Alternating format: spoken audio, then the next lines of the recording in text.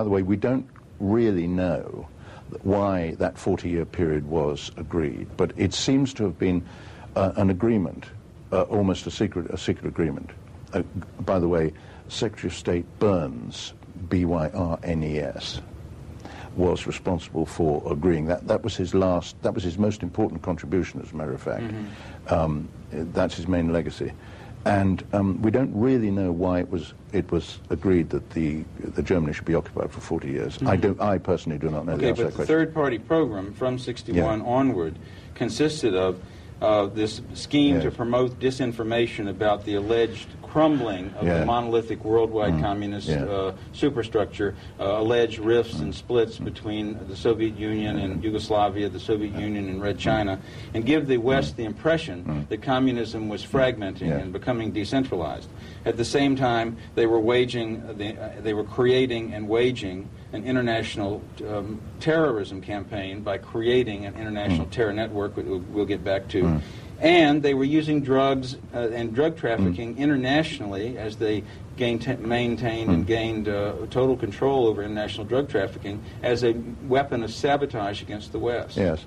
So these are all strategies, along with military buildup and espionage. These are all sub-strategies, but they're very important planks. I mean, basically, there are 4 main sub-strategies within the long-range strategy, apart from the weak look, which you've already described. Right. The weak look being, appear weak, which is based on the ancient Chinese military strategist Sun Tzu, which Sun Tzu's famous book, The Art of War, was required reading and still is in the Soviet military and in the East German. We happen to know that it was required reading in the East German military because we've got a copy of the East German translation of Sun Tzu, which appeared in 1956, which is highly significant. So the sub-strategies are the global drug offensive, the international terrorism offensive, what I call international criminalism, which is the exploitation of organized criminal operations in the interests of strategy. Right. And now this is extremely important. We're going to come, I'm sure we'll have a chance to talk about that more, because basically that is almost completely controlling what's happening today. And then finally, we have, of these 4, we have what I call the Gramsci dimension. Now, the Gramsci dimension... named after the Italian communist Antonio Gramsci. Antonio Gramsci, Gramsci. He was the founder of the Italian Communist Party and was imprisoned by Mussolini and wrote a book basically on toilet paper while he was in prison called The Prison Notebooks. And his thesis was that you have to change the cultural base in order to achieve the revolution. So once you've got everybody with garbage ideas in their heads, and you've destroyed art, you've replaced music with hideous noise, you've satanized music, if you like, and you've caused all the things, you've attacked and undermined all the institutions. And traditional values. Traditional values has destroyed. You've eliminated religious teaching and all that. That is what I call the Gramsci dimension. That's which is commonly known as the culture wars. This is a strategy of the Leninist Soviet revolution. Right.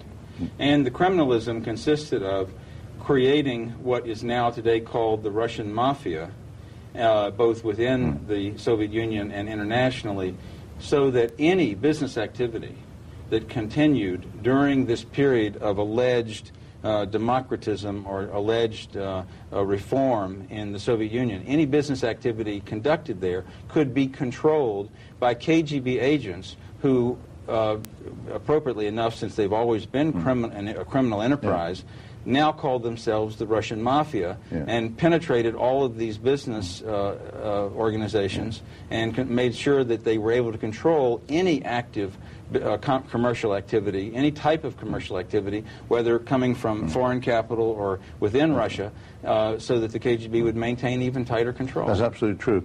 And in fact, I understand, I don't know his name, or I can't recall his name, but the head of the Russian Mafia, M-A-F-I-Y-A, to distinguish it from the Chicago-type mafia, is a resident in New York City. Because that's where the action is.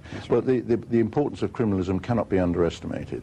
because what has happened is that the KGB, being a criminal enterprise, by definition, was always very close to the huge underground economy which existed under overt communism. Right. By the way, I use the phrase overt communism. Pre-1989. Pre-1989, and covert communism to describe the present situation, Right. which is, I think, a useful short-form way of doing it. Yes.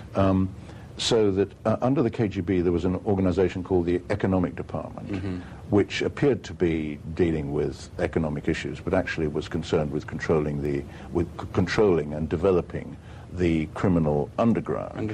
And then in parallel with this, because on the principle of Leninist duplication, Lenin duplicated every aspect of government and activity, party activity, state and party activity. The Ministry of the Interior, the MVD, had its own criminal control organization going by the letters OBKH. So you have these two sources of background expertise and knowledge of how to control criminal operations. Which is today the so-called Russian mafia, actually just another branch operation of the KGB. No question. And after the so-called fake collapse, after the fake collapse of communism, or during this period, the Soviets in fact exported large numbers of KGB officers who'd been retrained as criminal controllers. I call them criminalists, operators of criminalism. And they have joined up with the underworld, the huge underworld in the West, here as well. Now, the drug dimension of the world revolution, which they largely control, but not entirely, but they largely control it, is, of course, it operates in parallel with and is part of this criminalist operation. And basically the international drug trafficking elements that they control must finance the world revolution. But it has another very important point, rationale, which is that because the proceeds of drug operations have to be banked, they have their own bankers. Now, we know from Joe Douglas's book, which I was privileged to edit and publish, Red Cocaine, that, which is based on the debriefing of a very senior Czech defector called General Jan Šejna. We know that Šejna was actually the highest official in the Czech Communist Party. He was the secretary overseeing everything, and he was responsible for making the administrative arrangements for delegations of bankers who were coming to Czechoslovakia in the second part of the 60s to be selected by the Czechs, who were acting as cutouts for the Soviets. Although there were senior Soviet officials present at these selection meetings, they actually chose the bankers who were going to launder the proceeds of their drug operations, because they knew that these would become so massive. Now, I'm not saying that the Soviets are totally in control, but the extent of their operations is huge, and in the Western Hemisphere, by the way, it's controlled by the Americas Department of the Cuban Communist Party. So this, and internationally, this was a combination of Soviet military intelligence, the GRU, because it is sabotage against the West, and also through the Soviet Union's control of the Red Chinese dictatorship, because Red China has been a principal grower of heroin